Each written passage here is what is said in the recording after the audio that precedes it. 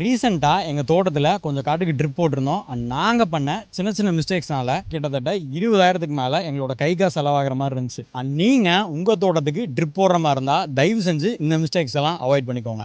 Cyber security இன்ஜினியராக கிராமத்தில் இருக்க 100 டே சேலஞ்சில் டே 1 or 2 இது. ரீசெண்டாக ஒரு 2 ஏக்கர் 80 சென்ட்டுக்கு ட்ரிப்போட பிளான் பண்ணியிருந்தோம் வித் கவர்மெண்ட் சப்சிடியோட டீலர்ஸ் கிட்ட. ஆனால் போட்டு முடிக்கிறப்ப 20 சென்ட்டுக்கு ட்ரிப்போஸ் பத்தில். ஆல்சோ நான் அசால்ட்டா என் டீலர்ஸ் முன்னாடியே நிமிஷம் கொட்டேஷன் நான் செக் பண்ணல. அந்த பைப் பத்தாம போற டைம்ல என்கிட்ட அந்த கொட்டேஷனும் இல்ல.